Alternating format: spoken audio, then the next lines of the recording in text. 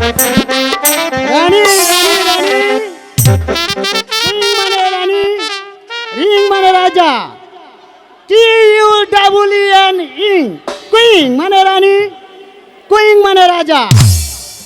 হয়েছে হয়েছে, অনেক মুখস্থ হয়েছে।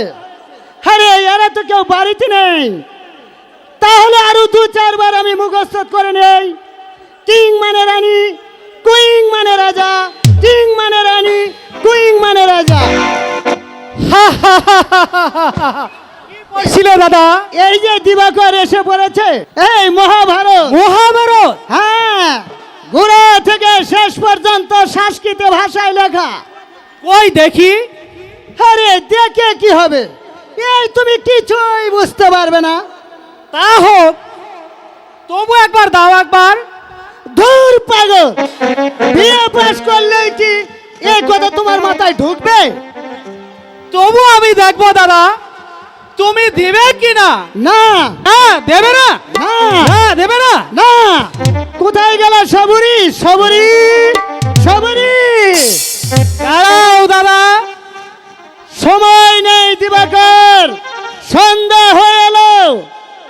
ছি ছি ছি দাদা, তুমি কি পাগল হয়ে গেছো? কেন? কেন কি চরণের ফার্স্ট বুক নিয়ে মহাভারত পড়তে বসেছো? এই দিবাকর, তুমি কি দাদা সারাদিন হাড় ভাঙ্গা খাটুনির পর সন্ধ্যাবেলা কোথাও একটু বিশ্রাম করবে? তা নয়, চরণের ফার্স্ট বুক নিয়ে ছেলে মানুষের মতো ইংরেজি পড়তে বসেছো। বসবো না? তুই বিয়ে পাস করেছিস, আরে বিয়ে পাস করে কি যার তার কাজ? আরে কয়জনের ভাই বিয়ে পাস করেছে বলতো দেখি? তা 10 দিন ধরে লোককে বলেও কি তোমার আশা মেটেনি? না রে না, আমার আশা মেটেনি। বুকে রক্ত কি কম জল ক্ষয় করেছি তোর জন্য? মা বাবা মারা ছোট এই লিখেছিলে তোর চেহারা, দিন রাত শুধু কাঁদতিস আর কাঁদতিস। পাড়ার লোকেরা বিরক্ত হতো, শুধু তোর বৌদি বলতো। আমি বলে রাখছি, এই ছেলের একদিন এই বংশের নাম উজ্জ্বল করবে। দাদা, যার স্বপ্নকে তুমি রূপ দিয়েছো, সেই লক্ষ্মী প্রতিমা বৌদি যদি আজ বেঁচে থাকতো। এই দেখ, দূর পাগল, কাঁদছিস কেন? সে না থাকলে আমি তো রয়েছি। আরে গায়ের কত লোক কত কথা বলতো বলতো, শুভঙ্কর ভিক্ষে করে ভাইকে পড়াচ্ছ, এ তুমি ভালো করছো না। কই, আমি তো কারো কথা শুনিনি। দাদা, তাই তো সকলকে আমি বলে বেড়াচ্ছি, আমার ভাই বিয়ে পাস করেছে। বলবো কি দিবাকর, সারা দেশ জুড়ে একটা হইচই পড়েছে। সবাই বলছে ছেলে বটে শুভঙ্কর চ্যাটার্জির ভাই, কোথাও দাঁড়ালো না। শয়তান একেবারে বিয়ে পাস। তা না হয় হলো দাদা, তাহলে এবার বলো তো এই বইখানা পড়ছিলে কেন? আরে বুকা, ইংরেজি শিখবো। ইংরেজি শিখবে? হ্যাঁ হ্যাঁ, ইংরেজি শিখবো। ইংরেজি শিখবে? আরে শিখবো না? আজ তুই বিয়ে পাস করেছিস, মা কাল এমএ পাস করবি, মস্ত বড় হবি। কত বড় বাবু আসবে তোর সঙ্গে দেখা করতে, সেই সময় আমার মুখ দিয়ে যদি ভুল কথা বেরিয়ে যায়, তুই ইংরেজিতে হুকুম করবি, তা তো আমি তখন বুঝতে পারবো না রে বোকা। শুধু কি তাই, কত লোক এসে বলবে বড় বাবু। কি বললি? বড় বাবু? আরে আমাকে বলবো বড় বাবু? খবরদার সবরি, আর কখন এই কথা মুখে আনবি না। আগে বড় বাবু। এই এই এই দেখ, ছোটা আবার বলছিস বড় বাবু? আরে আমি কোন দুঃখে বড় বাবু হব? আমি ছিলাম পূজারি ব্রাহ্মণ, জন্ম গেছে আমাকে ভিক্ষা করতে। কি লিখতেই কলম ভেঙে যায়, প্রথম ভাগের ব্রাণ করতে 7 বার ঢুক গেলতে হয়, তা কি জানিস? দাদা দাদা, হ্যাঁ, বাবু হবে আমার ভাই দিবাকর, মস্ত বড় চাকরি করবে।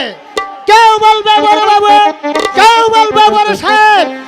আমি নিজের কানে শুনবো, শুনে তখন প্রাণ ভরে হাসবো। দাদা শেষে পাগল না হয়। পাগল তো তুই করছিস ছোটদা।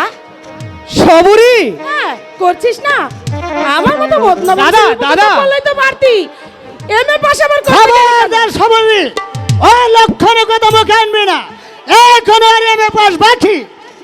দাদা আমি একটা কথা বলছিলাম দাদা, তুই কথা বল। বলছিলাম কি দাদা, আমি আর এমএ পড়বো না। কেন? অভাবের সংসার, এমএ পড়তে গেলে অনেক টাকা লাগবে দাদা। হয় হবে, কিন্তু দাদা এত টাকা পাবেন কোথায়? আরে সেই ভাববা তোর দাদাই ভাববে। না দাদা না, অনেক কষ্ট তুমি করেছো, অনেক অন্ধকার নিজের জন্য জমিয়ে রেখে আমাকে দেখিয়েছ আলোর সন্ধান।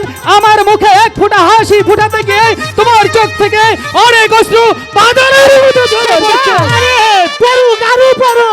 না আমি তা পড়তে দিব না, কি করবি?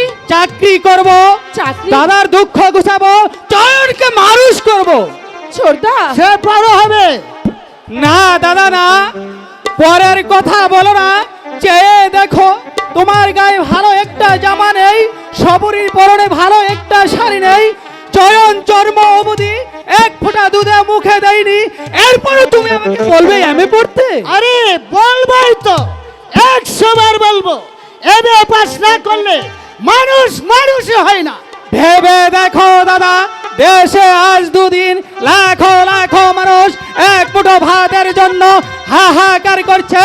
কি শহর, কি গ্রাম, কি ছোট্ট, কি বড়, সর্বত্র একই অবস্থা, সবার মুখে একই কথা, অন্ন চাই, বস্ত্র চাই, একটি কাজ চাই। ছোটদা, এ তুই কি বলছিস? ছোটদা? ঠিকই বলছি সবরি। এক ফুটো বাচ্চা ছেলে, সেও বলছে আজ তার মুখে একই কথা। সে বলছে একটি পয়সা দাও পিসিমা, চয়ন, দাও না পিসিমা, বিস্কুট কিনবো। কাল দেবো রে চয়ন। কাল না দিলে আমিও তোমাকে একটা জিনিস দেব না। এই এই শোন শোন শোন শোন শোন শোন শোন, কি জিনিস রে চয়ন? দেখি তো। তুই এটা নে নাও। এই দেখো। এই দেখি ওটা কি রে? এদিকে আয় চয়ন, এদিকে আয়। দাদা কি বলছিলাম, তুমি একবার ভেবে দেখো দাদা, আরে অনেক ভেবেছি। একটা চাকরির ভালো সুযোগ পাচ্ছি দাদা, আরে পেতে হবে না। কিন্তু আমার হিসাবে আরে থাম থাম, আর হিসাব আমাকে দেখাতে হবে না, অনেক হিসাব আমি দেখেছি। হিসাবের বাইরে তার একটা হিসাব আছে, তা কি জানিস? তাহলে আরে এমএ তোকে পড়তে হবে। এমএ পাস না করলে মানুষের বুদ্ধি খুলে না। তাহলে তুমি কিসে পাস বলতা? আমি, আরে আমি তো ধরে আইএ বিএ এমএ এক ক্লাসের উপরে আর একটা ক্লাস আছে। আমি সেই কর্তব্যের ক্লাসে পাস রে সবরি, আমি সেই কর্তব্যের ক্লাসের পাস কর্তব্যের ক্লাস। হ্যাঁ তা তো হলো, কিন্তু এই ওটা কি রে? কোনটা? এই সবরি, কি? আরে চয়ন দুলা যেটা তোকে দিল, আর তুই টুপ করে লুকিয়ে রাখলে। আমি বলবো কাকু। এই না না না না না না, বলিস না বলিস না, আরে বল বল বলিস বল, না। শোনা আমার মানিক আমার, তুই একটা বল, আমি তোকে একটা বেলুন কিনে দেবো। এই চন চন চন চন, বাবা আমার সোনা লক্ষ্মী আমার, তুমি তুমি আমার কলিজার টুকরা বাবা। শোনো বাবা, কাল আমি তোমাকে বড় দেখে দুটো লাড্ডু কিনে দেবো। আরে তুই মিথ্যে কথা, আরে মিথ্যে তুই না। অনেক টাকা পাবে কোত্থেকে? ছোড়দা, আমি তোকে 3টা ঘুড়ি আর একটা নাটাই কিনে দেবো। মিথ্যে কথা, ও টাকা পাবি কোথায়? শোন শোন শোন, আমি তোকে কাল 10 টাকা দেবো। আরে আমি আমি তোকে একটা বল কিনে বল দেবো, বল কিনে কিনে দেবো, দেবো। আমি দেবো। আরে বল ওটা কি? বাবা কি মজা, আমাকে বল কিনে দেবে? আমি বল খেলবো, আমি বল খেলবো। এবার বলো তো মানে কই কথাটা কি, মানে ওই যে ওই আগের কথাটাই বলে ফেল, বলে ফেল। শুনবে? হ্যাঁ বল। চয়ন, বলবি না বাবা? এ যে রূপ কাকুর চিঠি, চয়ন, এ যে রূপ কাকুর চিঠি, চিঠি দিয়ে বললো কাকু, চিঠি দিয়ে বললো কাকু পৌঁছে দিও ওটি। এ যে রূপ কাকুর চিঠি।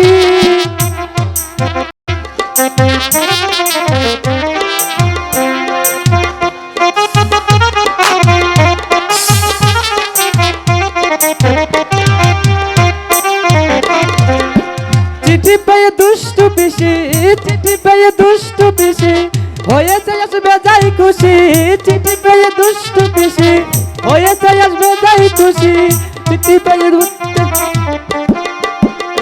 এ যে রূপ কাকুর চিঠি এ যে রূপ কাকুর চিঠি চিঠি দিয়ে বললো কাকু চিঠি দিয়ে বললো কাকু পৌঁছে দিও এটি এ যে রূপ কাকুর চিঠি এ যে রূপ কাকুর চিঠি এ যে রূপ কাকুর চিঠি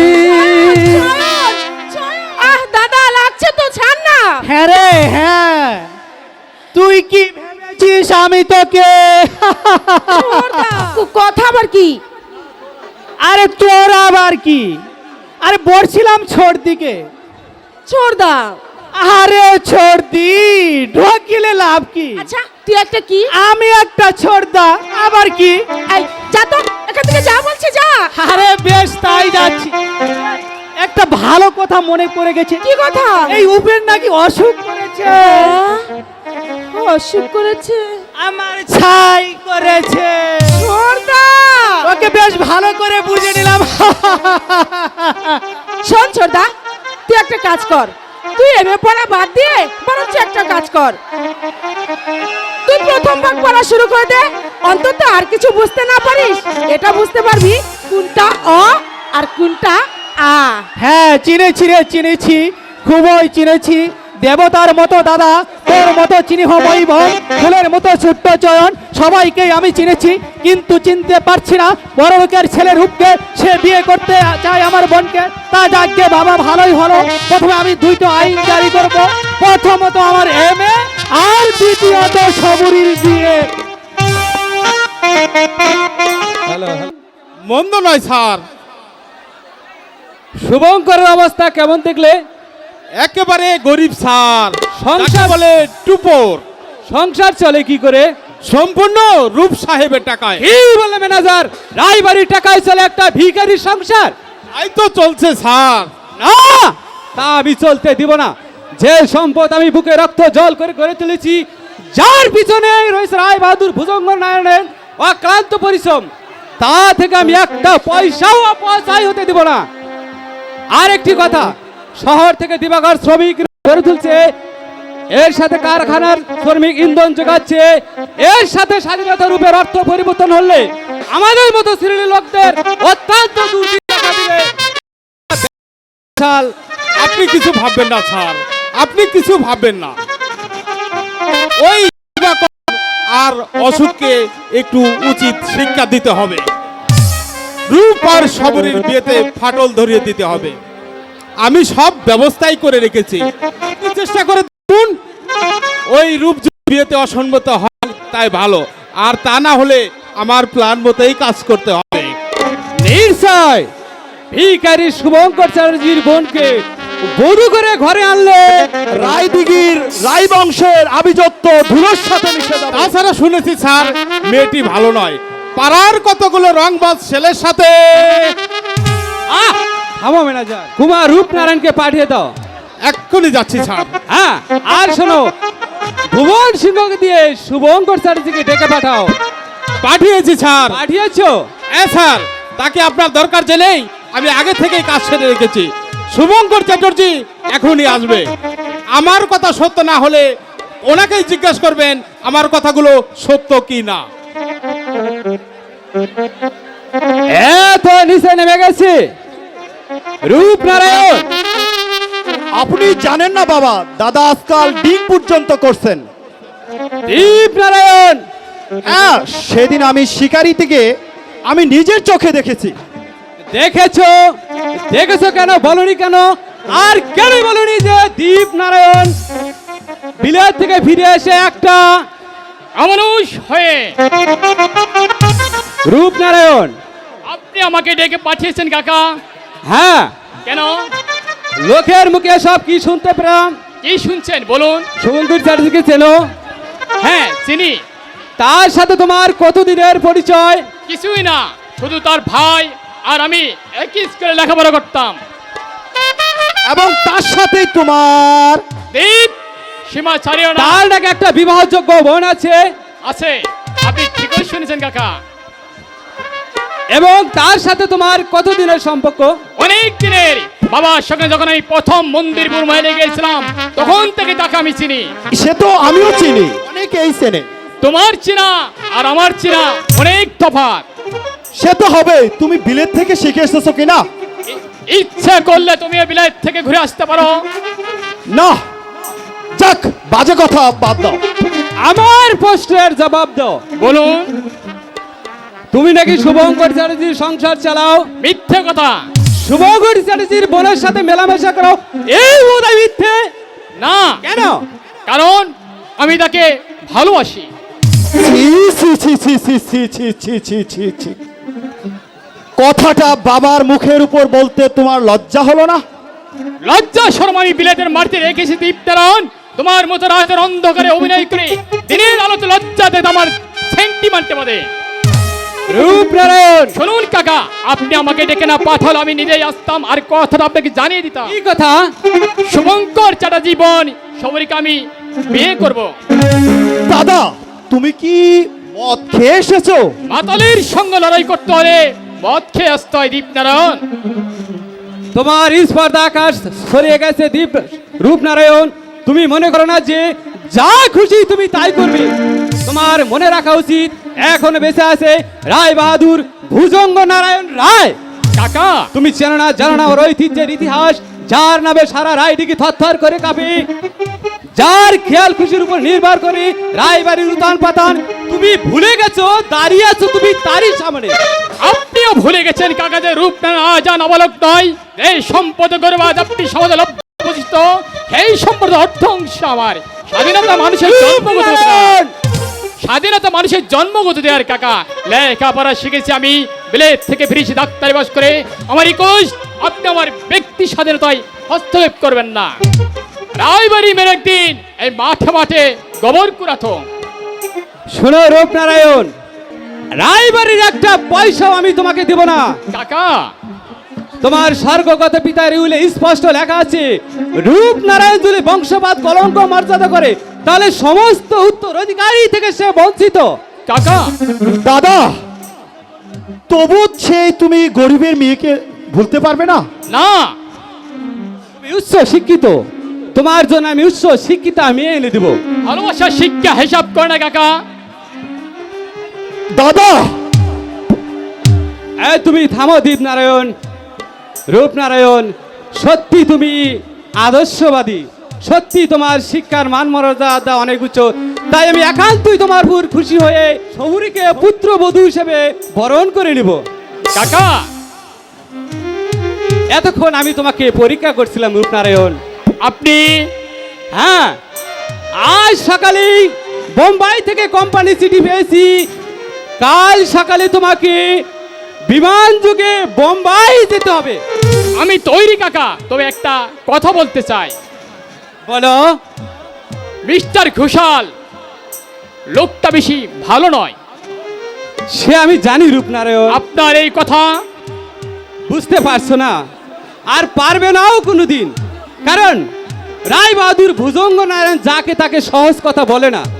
আপনার উচিত মিস্টার ঘোষালকে যত দ্রুত সম্ভব পদচ্যুত করা, নইলে অদূর ভবিষ্যতে দেখবেন তারই শয়তানি চক্র টুকরো টুকরো হয়ে ভেঙে পড়বে এই রাই বংশ রক্ত করা এই সাতমলা অট্টালিকা।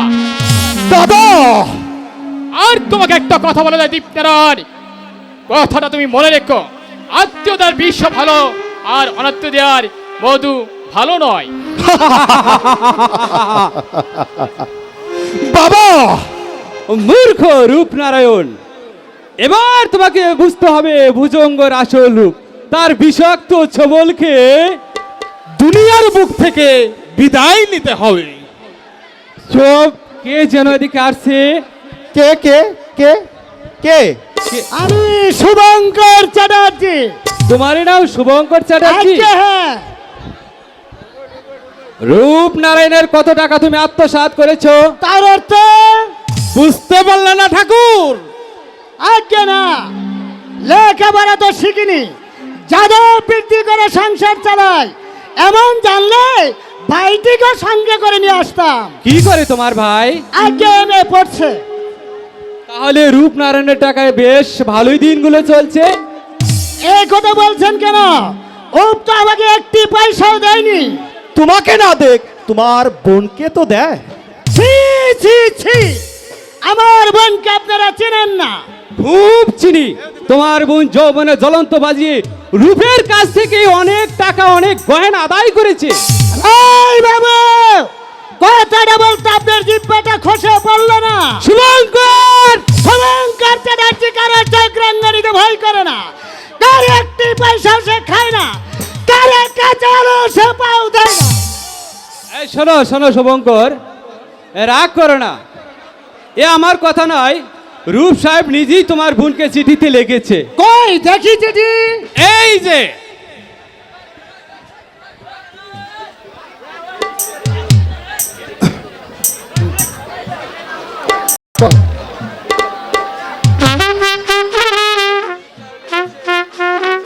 এই চিঠি উপরে লেগেছে, এ তোমার মিথ্যাবাদী সে।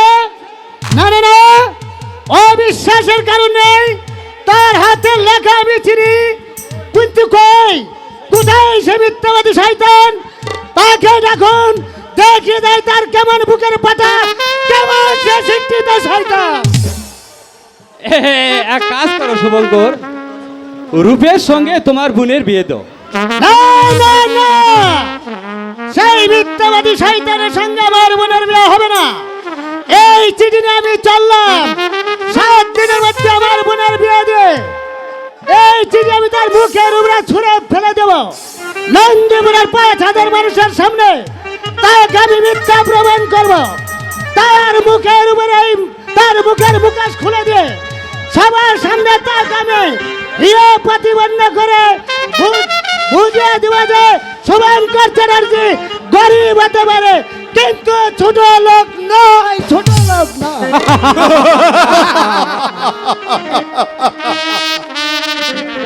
যাও ঘোষাল, স্যার, আমার কাজ শেষ, এবার তোমার কাজ শুরু। আজ ভোরেই তুমি রূপনারায়ণকে মোটর যুগে বোম্বাই পৌঁছে দিবে। বাবা, 1000 বার বিলাত থেকে ফিরে আসলে রূপনারায়ণ আমার কাছে শিশু। সে হা করলেই আমি বুঝতে পারি সে কোন কথা বলবে, সে হাত পাতলেই আমি বুঝতে পারি সে কি চাইবে, আর সে পাও বাড়ালি রায় বাহাদুর ভুজঙ্গনারায়ণ বুঝতে পারে সে কোন পথে চলবে।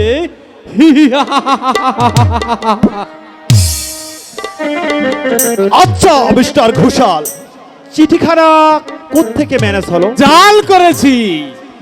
সত্যি সত্যি আপনি অসাধারণ। কিন্তু কি কুমার সাহেব, সবরীকে আমি পাবো না, শিওর।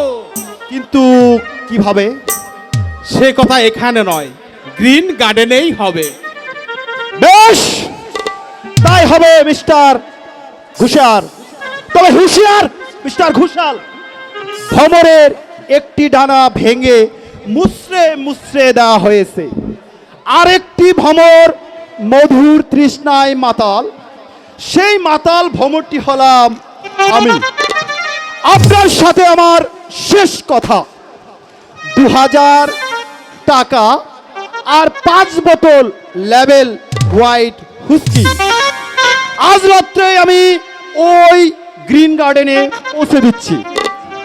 বিনিময়ে ওই মন্দিরপুরের ফুটন্ত লাল গোলাপ সবরীকে আমার চাই চাই চাই।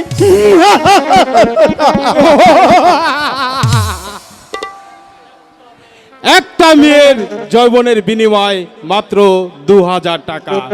রায় বাহাদুর ভুজঙ্গ নারায়ণ রায় গোটা ভারত জোড়া কালো টাকার কারবারে করে কত টাকা তুমি জমিয়েছ কেউ তা জানে না, কিন্তু আমার জানতে হবে নিজের বুদ্ধি আর অদ্য ভাষায় দিয়ে।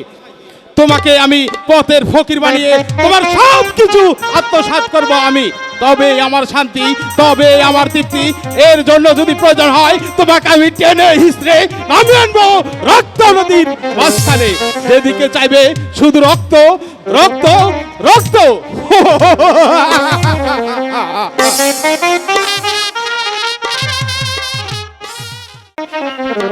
আজ রূপাশু, ও সব কি মনে নেই?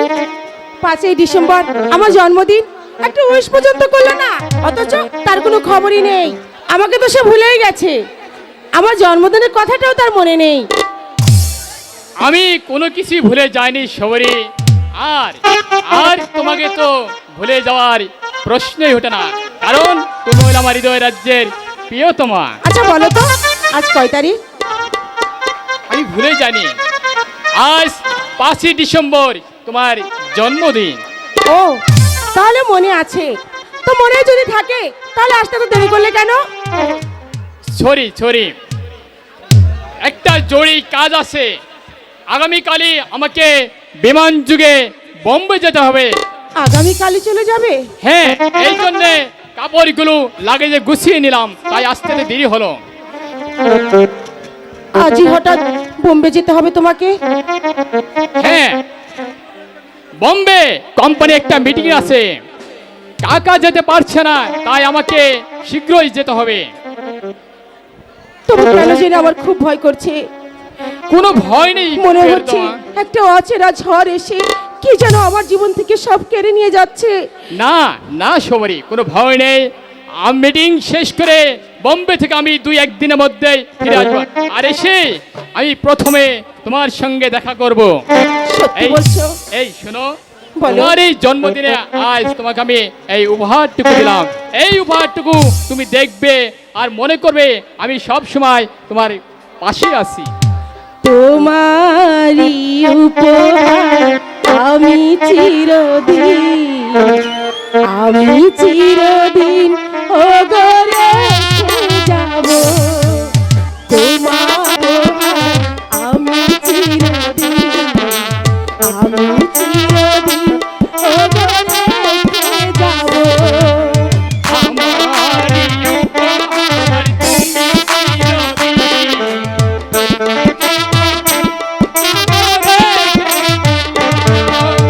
আমারই উপহার তুমি চিরদিন ওপরে রেখে দিও। দাও যদি আজ সে অধিকার, জীবনে মরণে আমি তোমারই হব। তোমারি উপহার আমি চিরদিন ও গরে দেব।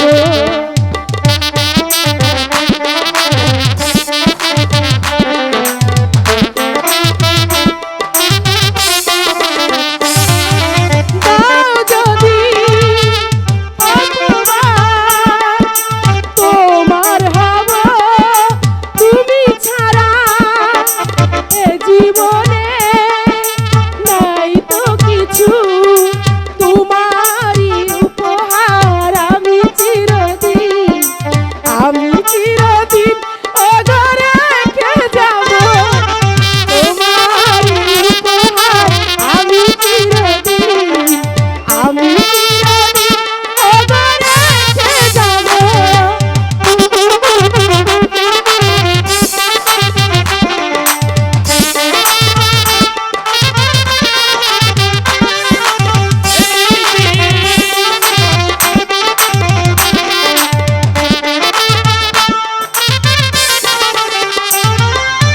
এই দিন প্রতিদিন যেন ফিরে আসে,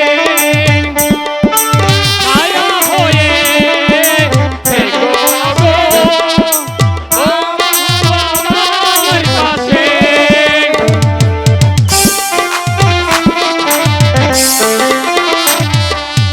এই দিন প্রতিদিন যেন ফিরে আসে, ছায়া হয়ে থেকো গো বন্ধু আমার পাশে। আমাকে তুমি ধন্য করো, আমাকে তুমি ধন্য করো, আমি চিরদিনই হব আমার এই উপহার চিরদিন ও ঘরে রেখে যাব। তোমার উপহার আমি চিরদিন ও ঘরে রেখে যাব। আমাকে যেতে হবে সবারই। তুমি চলে যাবে? হ্যাঁ, দেরি হয়ে গেলে বিমানের ফ্লাইট মিস হয়ে যাবে, তাই আমাকে শীঘ্রই যেতে হবে। চলো তোমাকে বাড়ি ঠিক পৌঁছে দিয়ে আছে, আসি। তাই চলো।